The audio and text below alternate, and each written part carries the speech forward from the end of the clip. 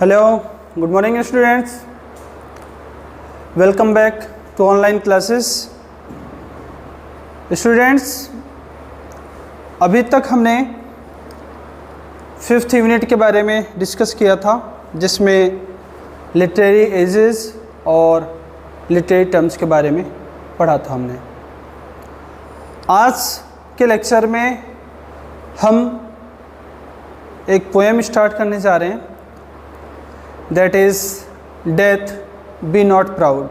जैसा कि आप स्क्रीन पे देख रहे हैं द टाइटल।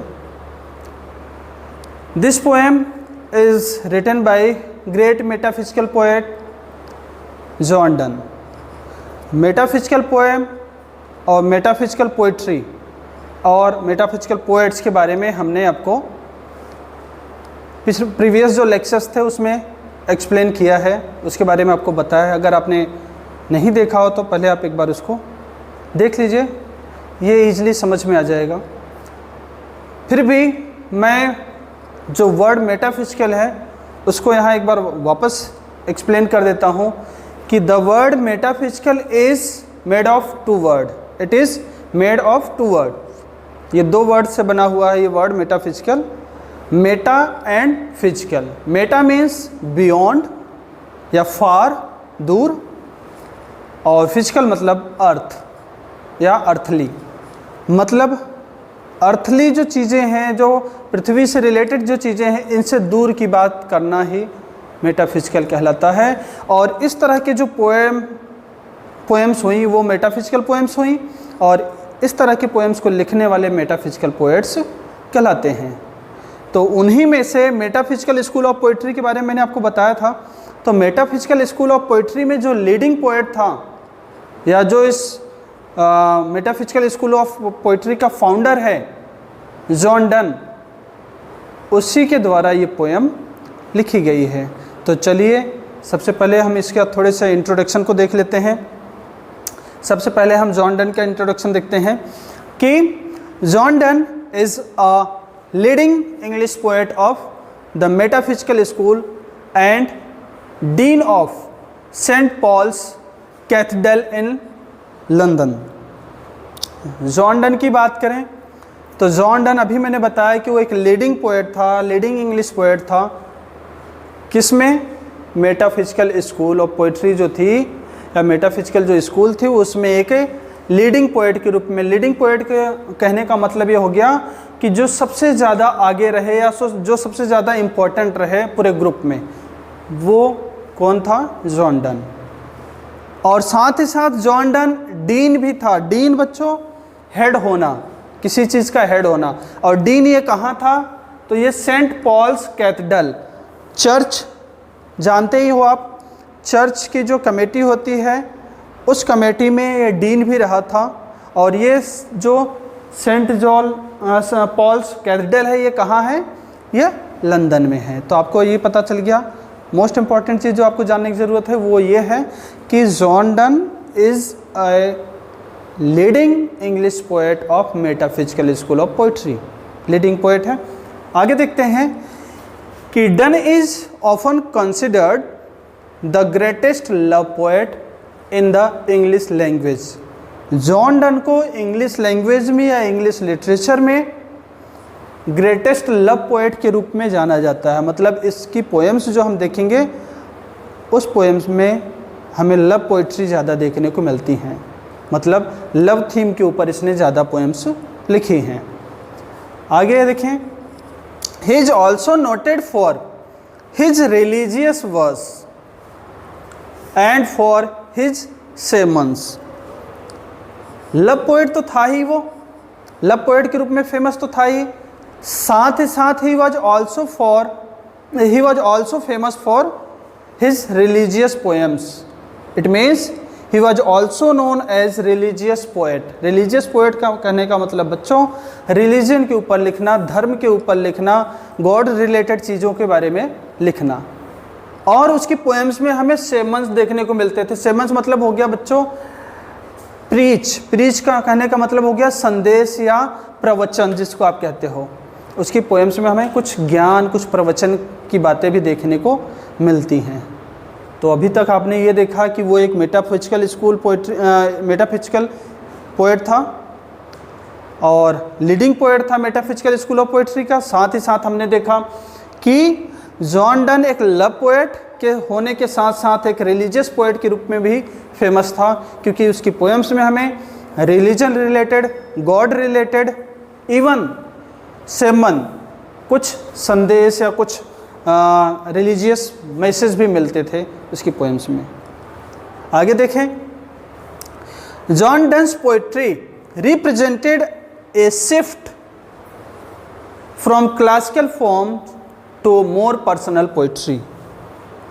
जॉन डन की पोएट्री को अगर हम फोकस करेंगे या उसके बारे में डिटेल से देखेंगे तो हम ये पाएंगे कि जो क्लासिकल टाइम में जो पोएट्री लिखी जाती थी दे वर नॉट पर्सनल, वो पर्सनल नहीं होती थी, मतलब ह्यूमन बीइंग या किसी व्यक्ति के लाइफ से रिलेटेड नहीं होती थी वो पोएट्रीज। बट जॉन डन की पोएट्री क्लासिकल से चेंज होकर किस में आ गई, पर्सनल पोएट्री के रूप में आ गई, मतलब ये पर्सनल पोएट्री लिखता था। कौन, जॉन डन। आगे देखें, Donne's style is characterised by abrupt opening and various paradoxes, ironies. और जो जॉन डन की राइटिंग है, राइटिंग स्टाइल कि किस स्टाइल में वो लिखता है, तो अगर हम जॉन डन की राइटिंग स्टाइल की बात करें बच्चों, तो उसकी राइटिंग स्टाइल में हमें बहुत सारी चीज़ें देखने को मिलेंगी, जैसे कि अब्रप्ट ओपनिंग। अब्रप्ट ओपनिंग मतलब बेतुकी शुरुआत, अब्रप्ट ओपनिंग मतलब without any preparation, without any setting, start anything. किसी चीज़ को बिना किसी तैयारी के आप स्टार्ट कर देना, उसको कहलाता है अब्रप्ट ओपनिंग। एक पोएम है, शायद आपके पहले कोर्स में थी, अब हट गई है, go and catch falling star, साथ ही साथ सनराइजिंग। सनराइजिंग जैसी पोएम के बारे में हम बात करें तो उसमें ऐसा सीन दिखाया गया है कि जो पोएट है या एक लवर है, वो अपनी वाइफ या अपनी बिलवेड के साथ अपने बेड पे लेटा हुआ है और नाइट से मॉर्निंग टाइम आ जाता है और वो दोनों लवर और बिलवेड अपने बेड पे ही हैं। और जैसे ही बाहर सूर्योदय होता है और सूर्य की पहली किरण विंडो से होकर के उसके बेड पर आके पड़ती है, तो वो उस बात से चिढ़ जाता है और वो सूर्य को कहता है ओ बुझे फूल, मतलब सूर्य को मूर्ख कह के पुकारता है। तो देखो स्टार्टिंग उसने पोएम की ऐसे की, फूल, मूर्ख कहते हुए किसको, सूर्य को। तो इसकी ओपनिंग अब्रप्ट होती है, इसकी पोएम्स की ओपनिंग कैसी होती है, अब्रप्ट होती है, बेतुकी होती है। साथ ही साथ बात करें वेरियस पैराडॉक्सेस। पैराडॉक्सेस कहने का मतलब बच्चों बिल्कुल अपोजिट बात करना, एक ही सेंटेंस में एक साइड में तो पॉजिटिव बात करना, दूसरे साइड में उसको नेगेटिव बात कर देना या उसके बारे में नेगेटिव कह देना, तो पैराडॉक्सेस कहलाता है। कि जैसे पैराडॉक्स का एक एग्जांपल मैं आपको दूं तो कहते हैं कि child is the father of man. अब मैं ये एक लाइन कह रहा हूँ, child is the father of man, बच्चा पिता है मैन का, व्यक्ति का या आदमी का। अगर आप इसको ध्यान से देखेंगे तो आप पाएंगे कि ये तो बिल्कुल अपोजिट जा रहा है, एक तरफ चाइल्ड, एक तरफ बता रहा है चाइल्ड फादर है मैन का।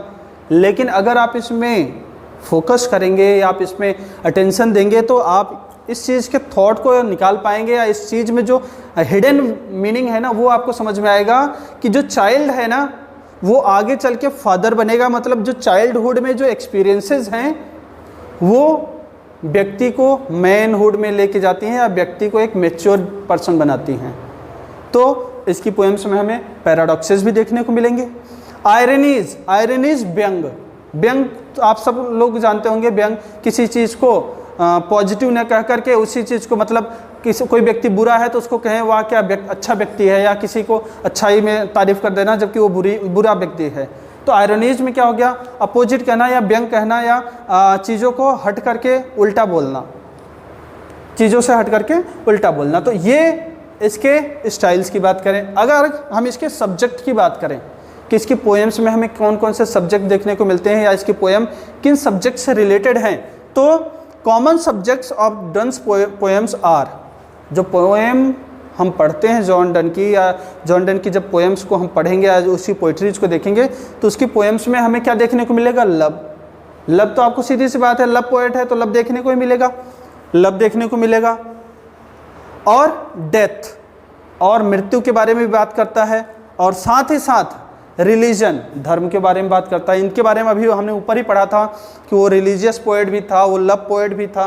तो सीधी सी बात है, उसकी पोएम्स में हमें लव देखने को मिलेगा, उसकी पोएम्स में हमें रिलीजन देखने को मिलेगा, उसकी पोएम में हमें डेथ देखने को मिलेगा, जैसा कि अपनी पोएम का टाइटल ही है, death not to be proud.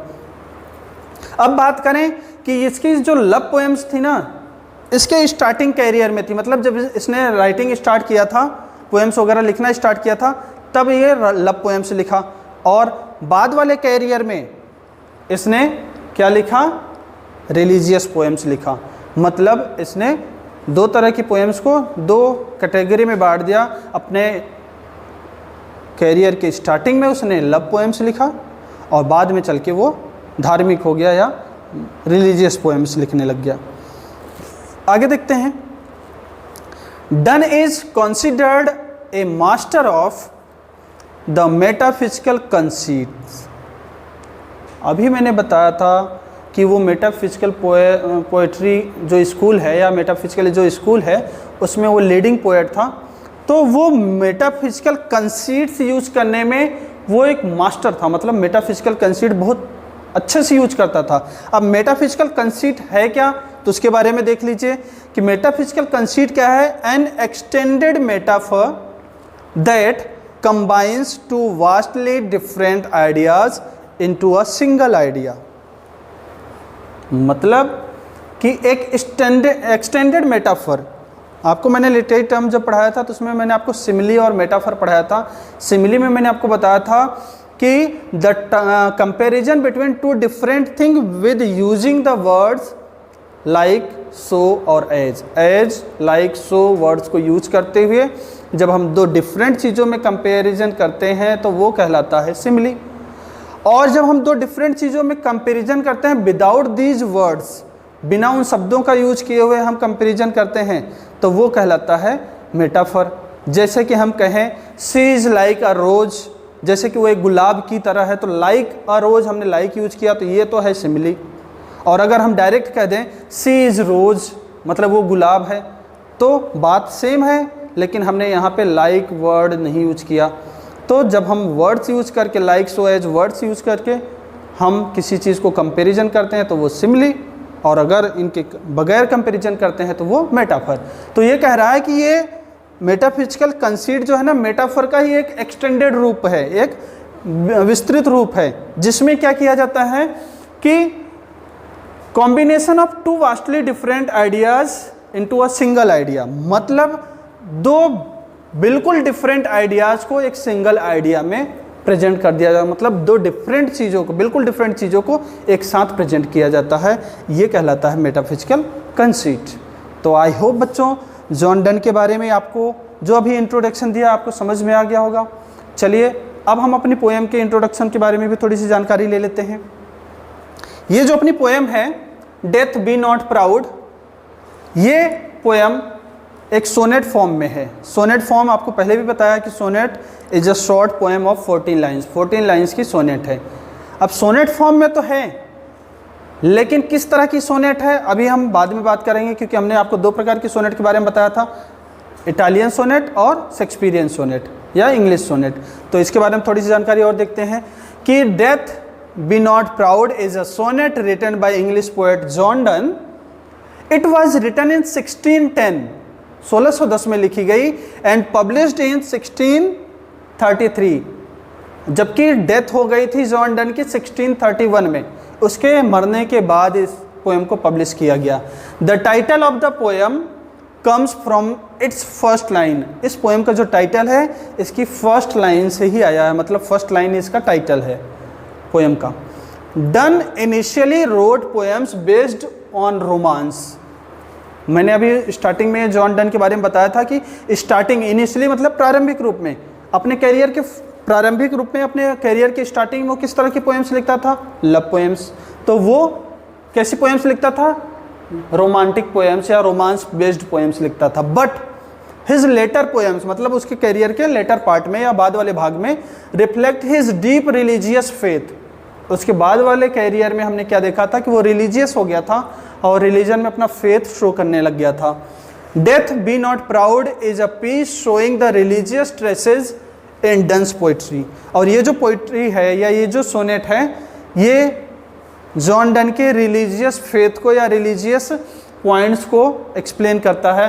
Traces मतलब संकेत, तो या हिस्सा भी बोल सकते हो, पीसेज भी बोल सकते हो। तो ये जो पोएम है जॉन डन वाली, ये पोएम जो जिसका नाम है डेथ बी नॉट प्राउड, उसके रिलीजियस पोएम्स में से एक है। ठीक है, आगे देखते हैं। This poem is a part of holy sonnets. अब देखो नाम ही देखो, हॉली सोनेट्स बच्चों एक सीरीज है, एक बुक है जिसमें 19 पोएम्स पब्लिश्ड हुई। मतलब जॉन डन की धर्म से रिलेटेड, रिलीजन से रिलेटेड एक बुक पब्लिश हुई या एक पोएम की बुक पब्लिश हुई जिसको हॉली सोनेट्स कहते थे। उसमें 19 सोनेट्स हैं टोटल। तो ये पोएम उसी हॉली सोनेट्स में से एक है। मतलब जो 19 पोएम्स थी इसमें, उन्हीं में से एक ये भी पोएम है।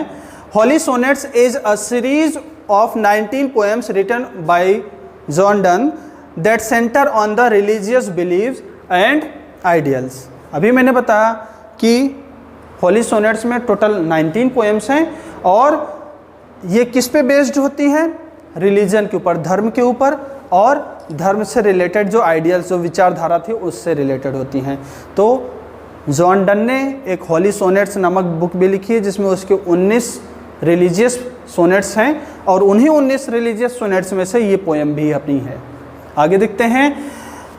This poem follows the structure of Petrarchan sonnet. अभी मैंने आपको बताया था कि ये जो पोएम है डेथ बी नॉट प्राउड एक सोनेट है, लेकिन अभी मैंने आपको बताया था कि कौन से प्रकार का सोनेट है, तो ये पेट्रार्कन सोनेट है। पेट्रार्कन सोनेट मतलब इटालियन सोनेट, इटालियन सोनेट मतलब मेल्टोनिक सोनेट। और इटालियन या मेल्टोनिक सोनेट की बात करें तो मैंने आपको बताया था the 14 lines of this sonnet is divided into 2 part, octave that contains 8 lines and the sestet that contains 6 lines। तो ये जो है एक पेट्रार्कन सोनेट है जिसमें ये जो 14 लाइन्स है इस पोएम की वो 2 पार्ट में डिवाइड है, ऑक्टेव में 8 लाइन्स और सेस्टेट में 6 लाइन्स। तो आगे देखते हैं कि ये पेट्रार्कन सोनेट है which has 14 lines divided into Octave and sestet. अभी मैंने आपको बता दिया।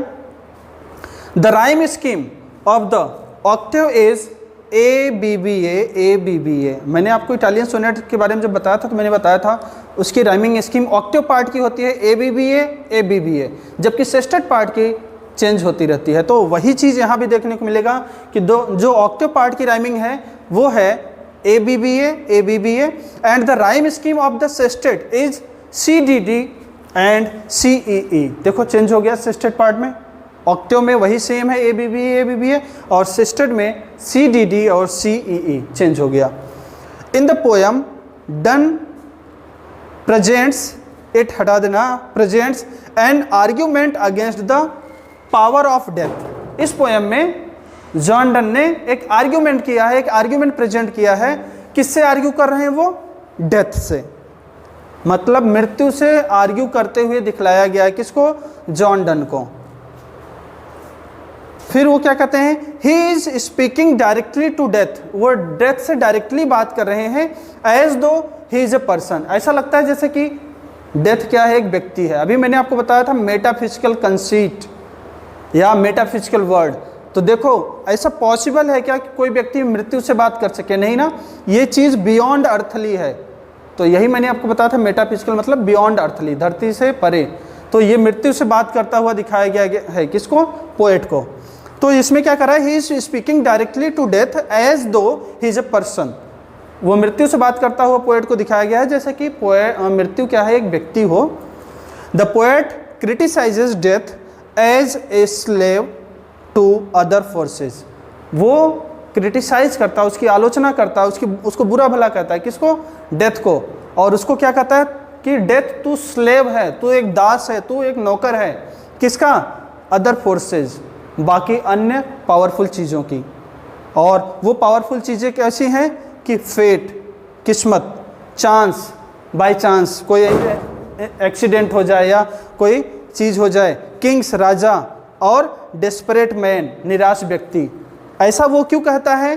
कहता है कि मृत्यु खुद से नहीं आती, मृत्यु के पास इतना पावर नहीं है, मृत्यु तो इन सब की दास है। कि किस्मत आ गई किसी की, या किसी की किस्मत में मृत्यु लिखा है तो आ जाएगी, तो मृत्यु किस्मत की दास हो गई। फिर वो कहता है कि मान लो कि चांस बन गया, कोई ऐसे इंसिडेंट आ जाए जिससे उसका एक्सीडेंट हो जाए, तो चांस बन गया, उसकी मृत्यु हो गई। मतलब यहाँ मृत्यु से कोई लेना देना नहीं, चांस की वजह से मरा है वो। किंग, राजा ने किसी को मृत्यु की सजा सुना दी है तो उसकी मृत्यु हो जाएगी, तो यहाँ पे राजा पावरफुल हुआ, ना कि डेथ। और डिस्परेट मैन, जो निराश व्यक्ति है, जैसे अभी सुशांत वाला मैटर चल रहा है कि लोग सुसाइड कर लिए ऐसा कह रहे हैं, और बहुत सारे लोग सुसाइड करने वाली बात आ रही है, तो डिस्परेट मैन के भी दास है कौन? मृत्यु। मृत्यु को डिस्परेट मैन का भी दास बताया गया है। क्यों? क्योंकि निराश व्यक्ति अपने आप को मौत के घाट हवाले कर देता है, मौत के हवाले कर देता है, सुसाइड कर लेता है। तो यहाँ पे भी मृत्यु का कोई ज़्यादा रोल नहीं होता है। पावरफुल कौन हुआ? Desperate man. इस वजह से वो उसको क्या करता है? क्रिटिसाइज करता है, उसको दास बुलाता है और कहता है डेथ बी नॉट प्राउड। अपने ऊपर प्राउड मत फील करो कि तुम सबको मार देती हो, तुम किसी को नहीं मारती हो, मारने के लिए ये लोग जिम्मेदार होते हैं। ओके बच्चों, सो आज की क्लास में हम इतना ही पढ़ेंगे। हमने इसके इंट्रोडक्शन के बारे में जाना। अब अगली क्लास में हम इसकी पोएम्स को या इस पोएम की लाइंस को देखना स्टार्ट करेंगे। सो आज के लिए बस इतना ही। Thank you.